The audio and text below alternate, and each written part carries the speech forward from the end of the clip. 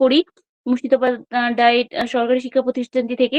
তো সেখানে আমি যখন টিচিং পিরিয়ড ছিল তখন ওটা যেহেতু রিয়েল স্কুলে গিয়েই মানে সরকারি প্রাথমিক বিদ্যালয়ে স্কুলে গিয়েই টিচিংটা করতে হয়। তো তখন যখন আমি স্কুলে গেছিলাম তখন ওখানে বাচ্চাদের সাথে সময় কাটানোর পর আমি দেখেছিলাম যে বাচ্চারা আমাকে খুব সহজে গ্রহণ করছে। আর আমিও তাদেরকে আমার 100% দিতে পারছি। তো সেক্ষেত্রে বাচ্চারা আমাকে অনেক বেশি সহজে মিশে গেছিল এবং আপন করেছিল।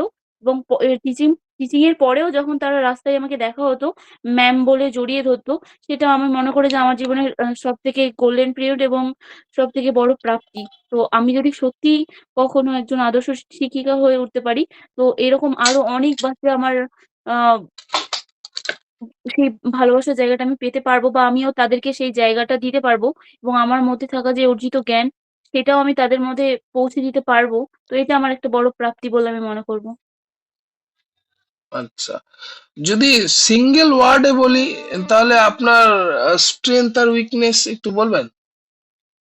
সিঙ্গেল ওয়ার্ডে স্যার আমি ধৈর্যশীল এবং সহানুভূতিশীল আর সহজেই সকলের সাথে মিশে যেতে পারি। আ আর উইকনেস হচ্ছে স্যার উম আমি একটু নিখুঁত যে ব্যাপারটা বা করব বলে করা যে জেদ সেটাকে একটু জেদই বলতে পারেন। বলা যেতে আচ্ছা, পারে।